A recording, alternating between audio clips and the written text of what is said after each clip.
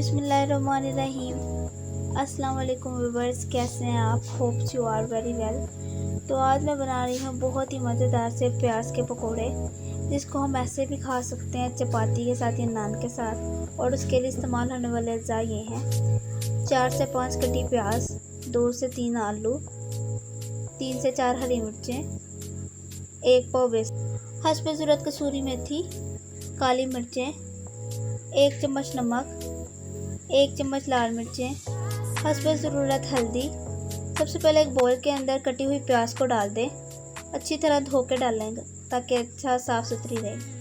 उसके बाद इसके अंदर बेसन डाल दें, हस्बे ज़रूरत डाल लें। आप देख सकते हैं जितना ज़रूरत के मुताबिक आप डाल दें। उसके बाद कटी हुई हरी मिर्चें, कटे हुए आलू,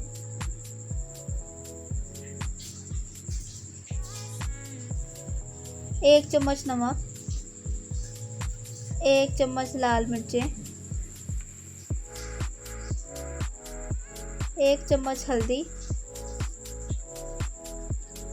सब चीज़ें डाल दें इसके अंदर और फिर 1 चम्मच काली मिर्चें डाल दें। फिर इसे अच्छी तरह चम्मच से मिक्स करें पहले कि सारे मसाले एक साथ हो जाएं और आलू और प्याज़ों को भी लग जाए। उसके बाद इसके अंदर थोड़ा सा पानी डाल के इसे हाथ के साथ अच्छी तरह मिक्स करें। इसे हाथ के साथ अच्छी तरह मिक्स करें ताकि प्याज और आलूओं को सारी मिर्चें बेसन वगैरह लग जाए, जैसा कि आप देख रहे हैं। फिर इसके अंदर हस्बे ज़रूरत बेसन थोड़ा और ऐड कर लें, क्योंकि बेसन के पकोड़े हैं आप, तो इसलिए बेसन तो होना चाहिए इसके अंदर।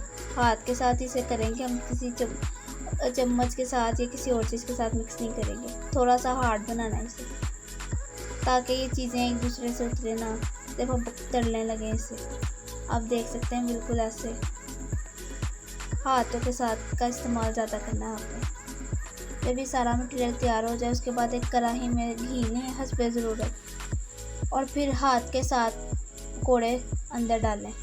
इसकी शेप को देख सकते हैं आपने किस तरह की रखी है, क्योंकि इसके प्याज हैं तो इसकी शेप कोई स्पेसिफिक नहीं होगी, इसलिए ये जैसे मर्ज़ी आप डाल सकते हैं। देखें हमारे भी इस तरह है, आप भी इस तरह डालें। बिल्कुल ऐसे ही आप डालते हैं, हाथ के साथ ही डालना है। किसी और चीज़ के साथ डालेंगे तो मतलब ये खुल जाएंगे।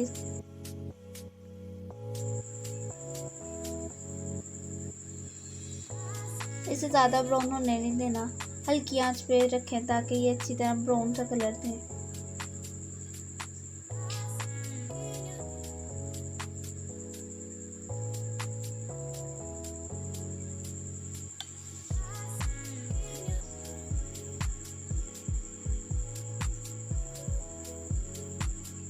देखें हमारे कैसे फ्राई हो रहे हैं, बहुत ही मज़ेदार से।